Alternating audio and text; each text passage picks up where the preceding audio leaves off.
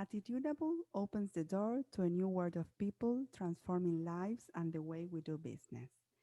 Today, we are honored to have with us Darius Mirshazadeh. Welcome to our show, Darius. Oh, thank you for having me. Thank you for your time.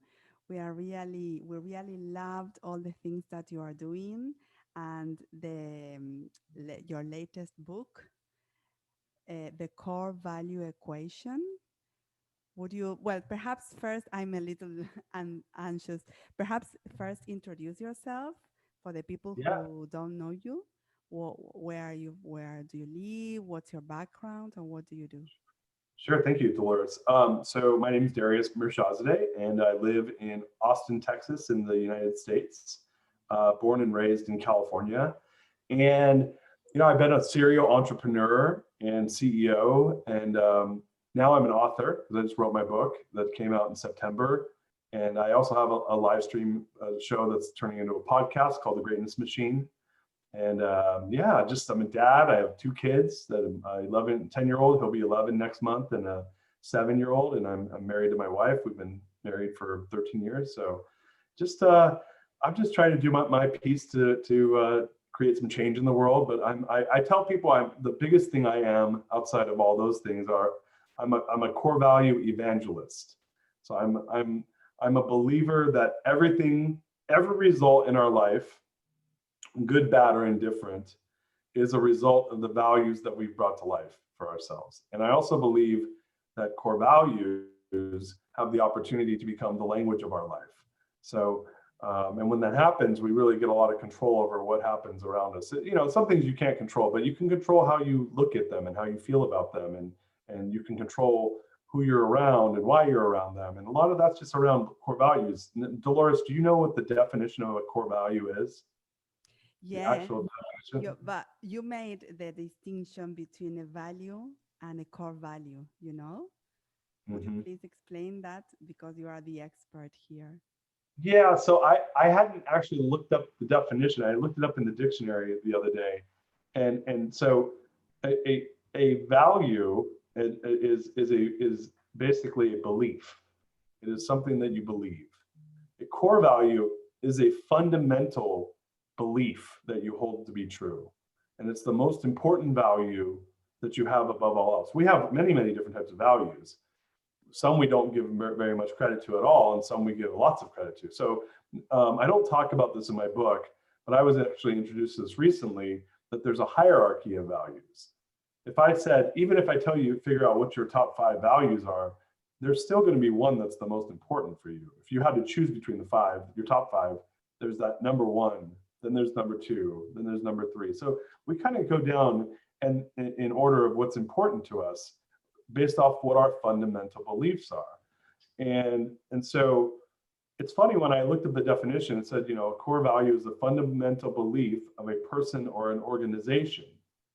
So what I find to be interesting is that for something to be a fundamental belief and people don't pay much attention to it, it just doesn't make any sense to me. Your fundamental beliefs control everything you do. Why would you not use that as a asset to create results around you, to intentionally design the results you want? Because and the book really makes the argument, and what I figured out over time is that we have essentially, when our core values become the language of our businesses or the language of our lives, that what leads to that leads to the decisions we make, that leads to the actions we take, and the actions lead to the results. And that there's a law in mathematics called the law of transitive equality.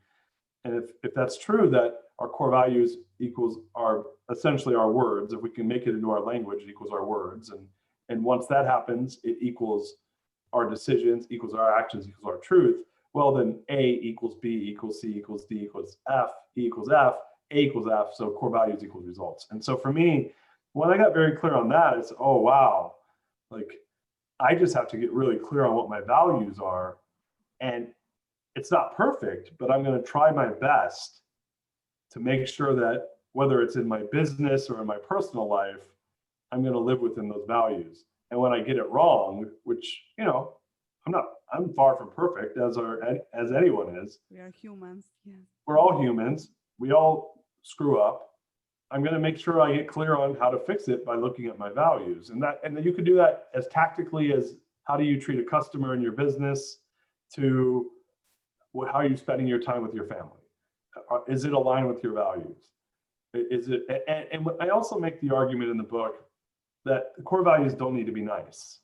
You don't have to have, a lot of times I think people say, look, inherently, most people are good people and nice people. So their values are going to be positive and nice, and that's not hard for them. But some people, what they value is not necessarily what you value, and maybe you don't think that they're nice. So what I find is a lot of times people or businesses do this, especially where they'll pick these values that are really not that important to them, but they sound good, and then they'll say that that's their values. And at the end of the day, the CEO or the business owner breaks them because it's not really what they believe. It's not it's not their fundamental belief. If it says, oh, let's say for instance, the core value is fun loving. Oh, you're a fun loving organization, but the CEO is not fun loving. They actually like to work hard and take their money out of the company, not do fun stuff and spend the money on themselves. I don't agree with that, but that's their values. So when they lie and say, oh, it's fun loving, well, what happens is the customer shows up. That's not what they see. And the reason they don't see it is because the employees show up and the employees don't experience that. And I always say that your external customer's experience is a reflection of your internal customer's experience. So if your internal customer, AKA your team or your employees, are not seeing you live the core values, see you in fact breaking the core values, well, that's very that's disenchanting. That's going to bring down their morale. They're going to say, oh, this is just a job now. I'm just coming here for a paycheck. And they're going to be just as selfish as you are for themselves. And maybe you get good, maybe you don't. I don't know. It depends on how they feel, and the reflection will show up in your customer's experience. So I'm a firm believer that we need to be intentional. We need to design them so that they can become viral in the organization and viral in our lives. And when we do that, then we know where we stand, and we know we have something to point to when we want to make decisions, and when we want to hold people accountable to behavior. We want to hold ourselves accountable to behavior. It's pretty simple. I can tell you right now that I have 6 personal core values. My number 1 core value is happiness. I call that heart. My personal core values. Mm-hmm. My number 2 core value is love. My number 3, I call that besos, which you obviously know what that means. Number 3 core value, eye of the tiger, or passion. Mm-hmm. Number 4 is curiosity. We call that cinco, which stands for what, where, who, when, and why. My number 5 core value is boom, or creativity. And my number 6 core value is balance, but I call that movie night, because my family, we do a movie night. Now, I many times fail in those areas, but then I stop and I go and fix it. I go, oh, okay, last week I worked 80 hours last week. That's not balanced. That's not movie night. I get into a fight with my wife. That's not me creating happiness or heart in my family. That's not me showing love towards my family. So I know that that's important, so I fix it. And so maybe I'm doing too much work and I'm grinding too much and I'm not being creative. I'm not giving myself space for creativity. Well, that's not boom. So I need to look at what I'm doing in my schedule and fix it. And that's me living very intentionally based on my values. And I'm just giving you an example of an individual person. In my book, I say, well, what if you do that for an entire organization? Mm. What if you do that where everyone that comes around you sees and feels the values? Well, then the values start working by themselves. I don't have to tell people what to do. They just do it because they know they're supposed to do it. And then you get a lot of growth that way. So I'm a big believer in that. Exactly. And as you said, to get, as you spoke, get real about the values, because sometimes many companies say, well, we value integrity, honesty, and then they do not walk the talk. I mean, it's not, values are like empty words, and it's not the powerful values or your own values that you have just mentioned. I mean, they are without any content sometimes. And yeah, do you think how you mentioned your 6? How many values, or how many core values do you suggest it's convenient or advisable for people to live by. No, I mean, we were talking about this before the show. I mean, each of those core values is made up of probably 10 more core values, right? Because I believe that you name them and then you create a almost like a headline for them, and then you build a descriptive to talk about what they look like in real life. That's where you can measure yourself against that behavior, the behavior you're saying you want to exhibit. Um, well, there's a book called Built to Last by Jim Collins and Mm. Jerry Porras, and they talk about this specifically. And they studied visionary companies in the 20th century, and some of the top companies in the world back then. This is probably in the late 90s when they did this study, and where they landed was visionary companies tend to have no less than three and no more than six. And so I kind of use that number. In my book, I talk about, one of the things you want to do if you want core values to become the language of your business or life, there's a really simple way you do that. You have to be able to remember them. If you don't remember them, then you're not going to use them. And if you don't use them, then they're not going to be useful. I know it seems so logical, right? but No, but it's true because we tend to there's a, forget. yeah, but there's too much to remember. You won't remember. And if you don't remember, then it's just not, then it's hard to make it, it's hard to use it, right? It's not to say it won't be true, it's just hard to make it as effective. So, I started experimenting with this about actually like 15 years ago. And, where I landed was, for business, I like I said, no less than three, no more than six, 4 or 5 is good. And I kind of take that same approach personally. The reality is they serve a different purpose personally than they do professionally. Professionally, they do serve the same purpose in the sense that I'm trying to create a benchmark for expectation around behavior, right? I want to create a benchmark so I can say, this is what we expect of each other's behavior. And that can be in my family, in my personal life, or my business life. That's what a core value should do. Um, the difference though is in my family, I'm not, I can't fire my kids, right? I'm not going to use it to get build a policy and procedure.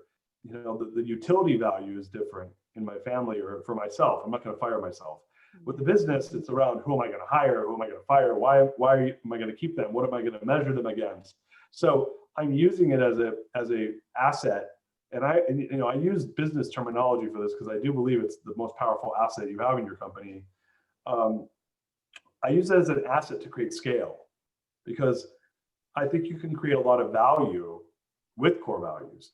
In fact, I think you can create most of the value through core values in your Correct. business if Wow. they're used properly.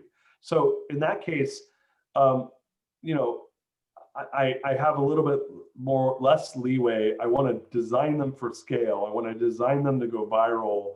And so I don't really, six is a lot of values for a business. You can do it, but it's tough. I like four is usually where I land. No more, maybe 5, but usually 4 is the number I like. But personally, I ended up at 6. I couldn't help it. There was 6 things that, when I say my values, they stand on their own. They're very different and they're all very important. So I had 5 and I said, well, they're really 6, I wish there was only 5. There's not, there's 6. So they are what they are. And I use them all the time. And so does my family, my kids, and my wife, and it just is what it is. But in a business, yeah, 4. I like 4 or 5. That's the one I always land on. Sometimes it's 3. I had a business that had 2 once. I argued with them about it, but Yes. So that perhaps really, yeah, it also depends on the business, but as you said on the book, to keep it simple and special and doable in a way, just not to have a long list that never gets implemented. yeah. Well, I mean, if you do it, the problem is just you won't get what you want, which is they won't become the language of the organization. So I say this: if I want you to, I'll use the example in the United States. If I want to learn to speak Spanish, I'm not going to just read a book and learn how to speak Spanish. That's just not going to happen. Like I can guarantee that maybe less than 0.1% of the population could probably read 1 book or read 10 books and learn to speak Spanish. Read 100 books. You won't learn to speak Spanish that way. You'll learn how to read Spanish, but they're 2 different things. And my guess is, and what I've always heard is and I don't know how to speak foreign language. I know a little bit of Spanish, but but my wife speaks Spanish Wow. fluently.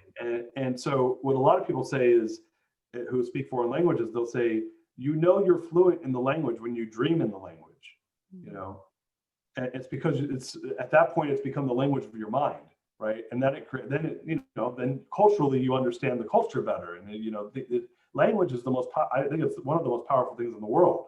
The language can start wars, and it can save lives, and it can end world wars. Mhm. Like it can transform nations. This is the most powerful thing we have in the world is language. Mhm. So why is it that what happens if you take that idea and you apply it to the values in your company or your business? What if you have, the question I would ask is, do you know what the language is of your organization?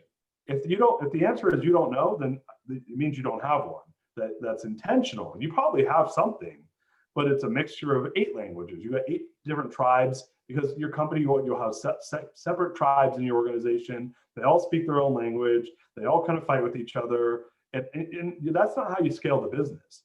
I'm different. I say, no, no, no. I want one tribe. I want everyone speaking the same language. I want them dreaming in the language.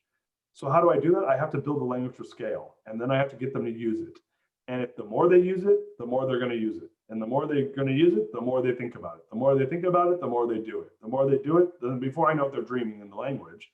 And that just becomes the language of the organization. When that gets created in a company, and so let's say the language of my former company that I exited a company I built from myself and a couple dozen other people to 1,000 employees. Mhm. I was the CEO of that company. And, you know, it's easy when it's small because you're in the same room and you're rubbing elbows and you're talking to each other all the time and everyone is talking to each other. But what happens if 30 goes to 300? How do you make that same feeling be the same? The answer is you have to be really intentional around the design of the organization. And I believe that core values can become this thing that I call invisible scale, where it becomes everywhere. And I noticed that in my company, and we had grown from, using that example, we had grown from 30 to 300 employees in 18 months, and we had zero growing pains. I don't talk about that in the book, by the way. That No. was when I realized that the core values were super important. Like I couldn't believe how powerful they were until that happened. Literally 30 to 300 plus employees in 18 months, zero growing pains, none. I'm sure you use employee net promoter score or NPS. Do you know that tool? No. What is EMPS? It's NPS and ENPS. So those are by Bain created that tool. It's an employee and customer loyalty index. Ah, human resources. So if you can look it up. I'll Mhm. email it to you and you can check it out. But it's a way to score the engagement of the team. And so Mhm. I when I went from 30 to 313 employees with no growing pains, our engagement were off the charts. Everyone was speaking the same language. It was the language of the core values. And what I say is when you do that, you create a language of the accountability in the organization. I had the language around accountability. I didn't have to, I mean, it's really easy. Think of every company you've ever worked at. All of them have what? Policies and procedures, employee handbook, some training, but then everyone just goes to work and they do their own thing. And then they don't have, and maybe they have good results, maybe they have bad results, maybe the market's in their favor, maybe the market's not in their favor. But then we look at the companies we admire the most, the ones that are the best.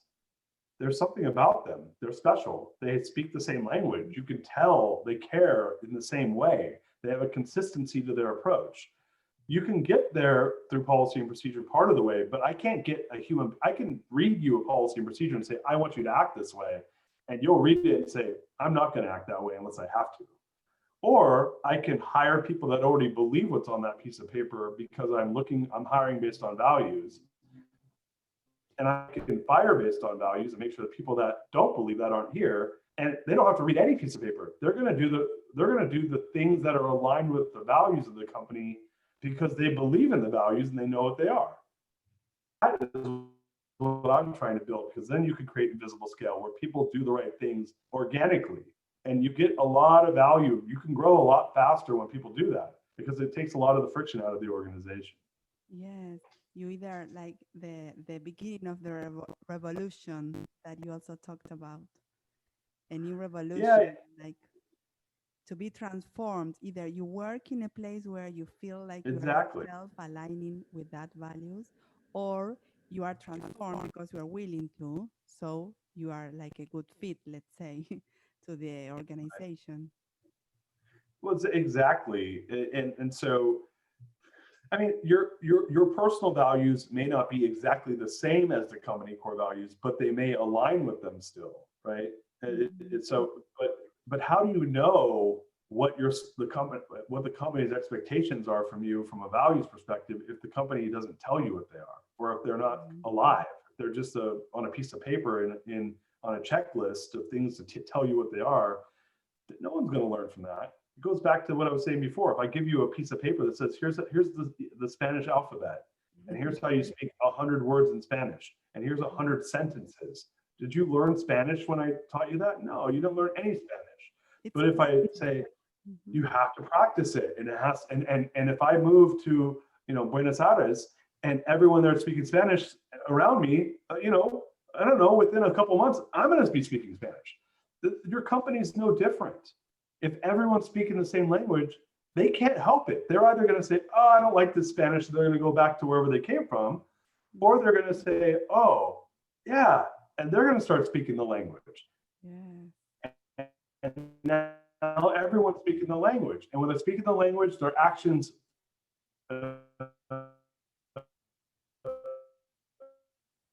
aligned to the culture, it gets easy. Then you could grow much, much faster with way less headache. And it's not about that stuff too, but you're already doing that anyway if you're running a good business.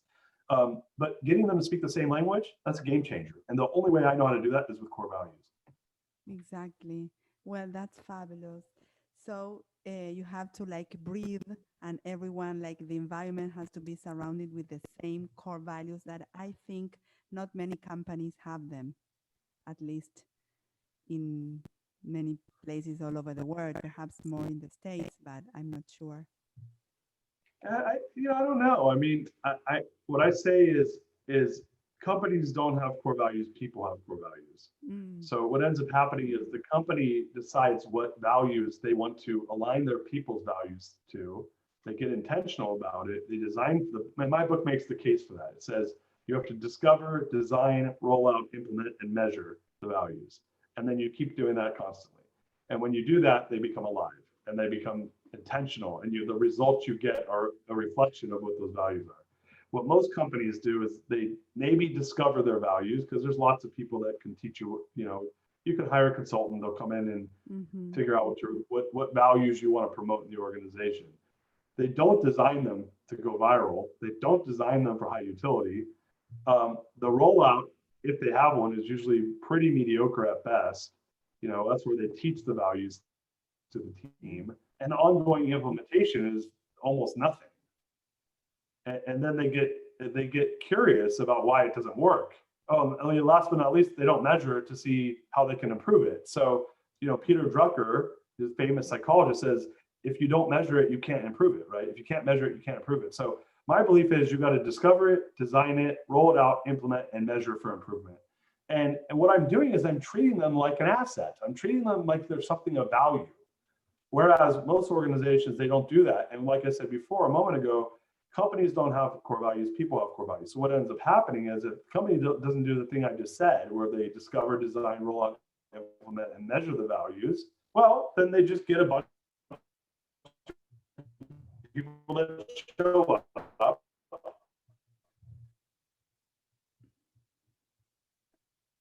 they kind of get clicks, these little clicks form of people who share the same, and then people just do what they're going to do, and then the company values become a mixture of all these different people, Exactly. and you get a lot of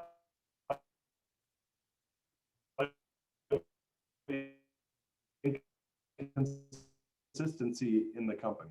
So scale. Hello?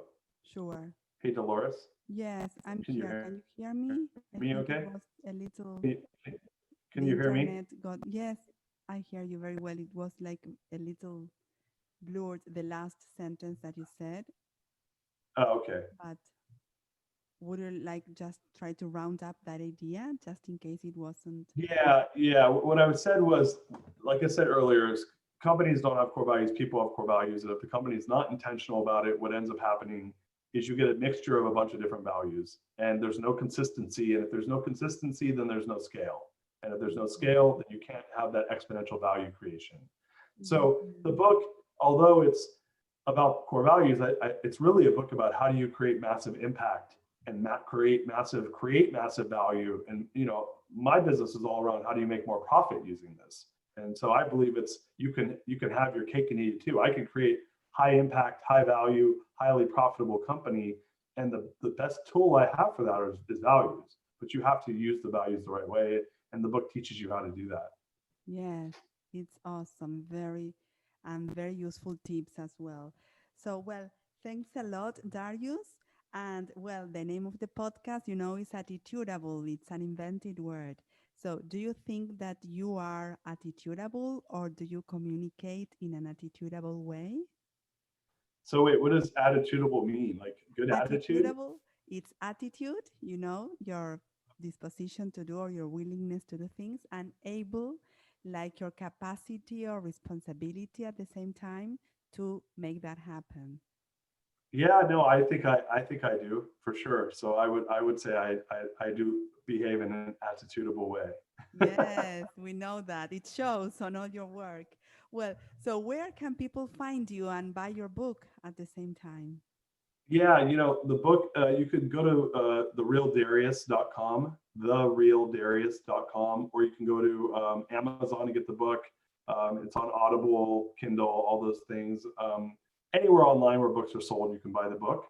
But yeah, I would go to thecorevalueequation.com or therealdarius.com, and you can subscribe there and connect with me.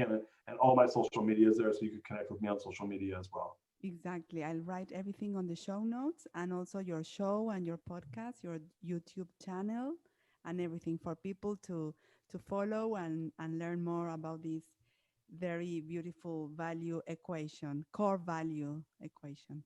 Thank Thanks you a so lot. much. Yeah, I appreciate it. Thank you, Darius. Thank you. Talk to you soon. Take care. Thanks.